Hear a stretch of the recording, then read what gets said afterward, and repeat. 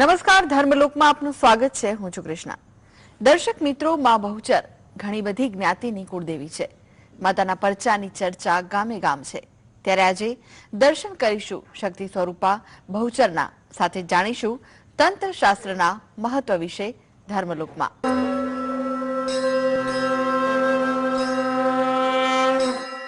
મહેસાણામાં આવેલું છે જગવિખ્યાત માતા બહુચરનું મંદિર, જે અમદાવાદથી 110 કિલોમીટરના અંતરે અને મહેસાણાથી 40 કિલોમીટરના અંતરે આવેલું છે।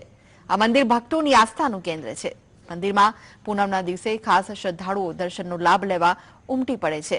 એવું માનવામાં આવે છે કે માં બહુચરના દર્શન માત્રથી જ તમારા પૂર્વજન્મના પાપ નાશ થાય છે।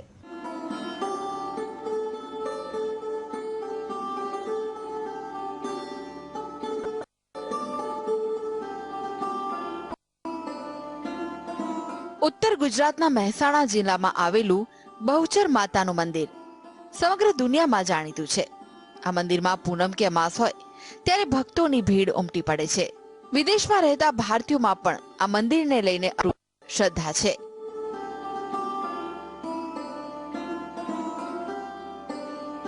બહુચરાજીમાં મોટા ભાગે એવા દંપતી આવે છે જેમને સંતાન પ્રાપ્તિ ન થતી હોય, તો અહીં આવીને તેમની મનોકામના માતા બહુચર પૂર્ણ કરે છે। તેમને બહુચરમાના આશીર્વાદથી ઘરે સંતાન સુખની પ્રાપ્તિ પણ થાય છે। આ ઉપરાંત બાળક બોલતા ન શીખે અથવા 5 વર્ષ સુધી બોલે નહીં તો એના માટે પણ લોકો બહુચર માતાના મંદિરે જીભ ચઢાવે છે, જેથી તેમનું બાળક બોલતું થઈ જાય। આ મંદિરે કિન્નર સમુદાયના લોકો પણ ખાસ પૂજા અને અનુષ્ઠાનનું આયોજન પણ કરતા હોય છે। એવી માન્યતા છે કે ઘણા દુષ્ટ રાક્ષસોના ભક્ષણ કરવાથી તેમને બહુચરાજી તરીકે ઓળખવામાં આવે છે।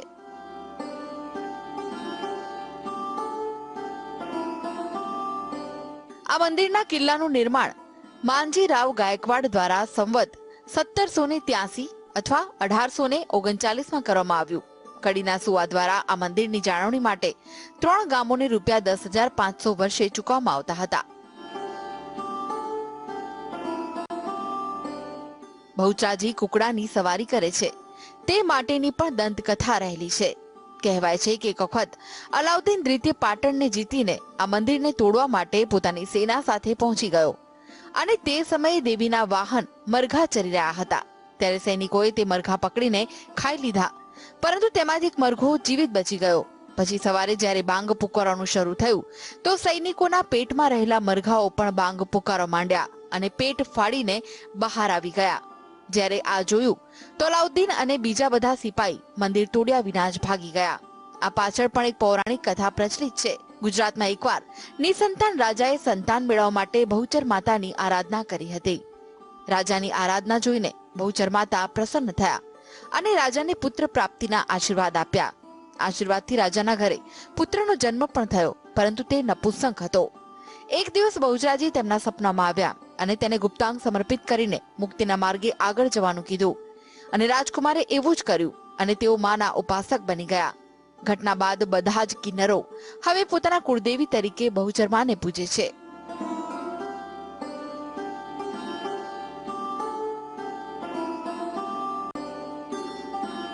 બહુચર માતાનું મંદિર એક મોટા સંકુલમાં છે। તે મુખ્ય 3 મંદિરો આવેલા છે, જેમાં અધ્યસ્થાન, મધ્યયર્ગ અને મુખ્ય મંદિર।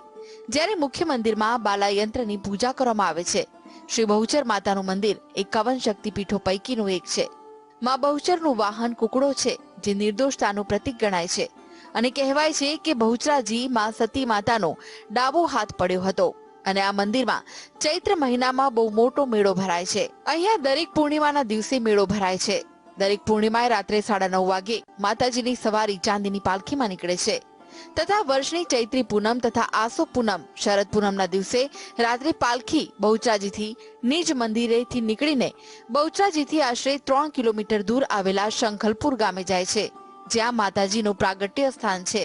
જ્યાં માતાજીની પાલખીને આખા શંખલપુર ગામમાં ફેરવવામાં આવે છે અને મોડી રાત્રે માતાજી નિજ મંદિર બહુચરાજીમાં પરત આવે છે।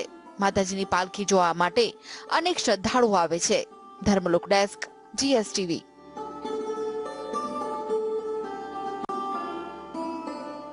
હવે જાણીએ જ્યોતિષાચાર્ય હેમીરભાઈ પાસેથી તંત્ર શાસ્ત્રના મહત્વ વિશે। નમસ્કાર, હું ડૉક્ટર હેમિલ લાઠિયા। આજે વાત કરીશ કે તંત્રશાસ્ત્રનું જ્ઞાન મનુષ્ય જીવનમાં મનુષ્ય પાસે કેવી રીતે આવ્યું, એની પાછળ કઈ કથા પ્રચલિત બનેલી છે એ વિશે હું આજે એક સંક્ષિપ્તમાં વાત કરીશ. તંત્રશાસ્ત્ર લોકોના કલ્યાણ માટે છે, લોકોના સદકાર્ય માટે, જીવનની ઉન્નતિ માટે છે. એની પાછળ આપણે એમ કહેવાય કે ઘણી બધી કથાઓ રહેલી છે, કારણ કે તંત્રશાસ્ત્રમાં પણ વિવિધ શાખાઓ પ્રશાખાઓ રહેલી છે. કોઈ શિવ સાનિધ્યથી કરે, કોઈ શક્તિ સાનિધ્યથી કરે, પરંતુ એક આ ગુરુગમ્ય સાધના છે એવું કહી શકાય ખરા. એમાં પણ વિવિધ પ્રકારના આપણને તંત્રશાસ્ત્રના ગ્રંથો પણ જોવા મળતા હોય છે.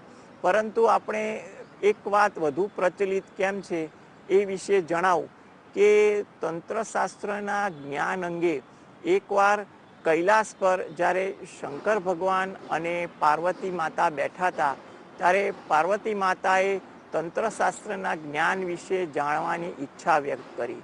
અને ત્યારે ભગવાને કીધું કે આ જ્ઞાન એટલું વિશિષ્ટ છે કે એને કોઈ વસ્તુને સાચવણીની બહુ જરૂર છે. એટલા માટે તમે જો આ જ્ઞાન જાણવાની ઈચ્છા રાખો છો, પરંતુ આ જ્ઞાન ઉચિત જગ્યાએ જ પ્રદર્શિત કરી શકાય એવી ખાસ જરૂરિયાત છે. ત્યારે પાર્વતી માતાએ કીધું છે કે મને જ્ઞાન તો જણાવો, હું તમારી વાતનું પૂરેપૂરું ધ્યાન રાખીશ. શંકર ભગવાને તંત્ર શાસ્ત્રની વાત કરવાની રજૂ કરે છે અને ત્યારે કહે છે કે હું તંત્રશાસ્ત્રની જે પણ પ્રકારની વાત ક્રમબદ્ધ આપને કહી રહ્યો હોય ને, તો મારું ધ્યાન તંત્રશાસ્ત્રના દરેક ક્રમ પર રહેલું હોય તો તમે મને હકાર આપજો. એટલે પાર્વતી માતા થોડી થોડી વારે હકાર આપીને સંમતિ આપવાની વાત કરે છે કે એ પોતે આ વસ્તુ સાંભળી રહ્યા છે અને ગ્રાહ્ય કરી રહ્યા છે. અને આ રીતે શિવ અને પાર્વતીએ વાત નક્કી કરી અને શંકર ભગવાને તંત્રશાસ્ત્ર વિશે વાત કરવાની શરૂઆત કરી દીધી. અને પાર્વતી માતા થોડી વારે હકાર આપે એટલે કે શંકર ભગવાનને ઈશારો કરે કે હા, હું વાત સાંભળી રહી છું. શંકર ભગવાન પણ પોતાના ધ્યાનથી તંત્રશાસ્ત્ર વિશે આગળ ક્રમબદ્ધ વાત કરતા રહે છે. અને એ દરમિયાન એવું બન્યું કે પાર્વતી માતાને થોડીક નિંદ્રાભાસ થઈ, એટલે થોડીક ઊંઘ આવી. એટલે સહેજ જેને કહીએ ને આંખો નીચકાઈ અને મસ્તક ઊંઘમાં હલવા લાગ્યું. ત્યારે ત્યાં ઉપસ્થિત કબૂતર ત્યાં બેઠું હતું. એટલે કોઈ જગ્યાએ કોઈ પક્ષીનો ઉલ્લેખ છે તો કોઈ જગ્યાએ કબૂતરનો ઉલ્લેખ છે. એટલે પક્ષી બેઠું હતું ને એ આ વસ્તુ જોઈ કે પાર્વતી માતાને ઊંઘમાં છે અને શંકર ભગવાન તો ભોલેનાથ તો તંત્રશાસ્ત્ર ક્રમબદ્ધ કહી રહ્યા છે.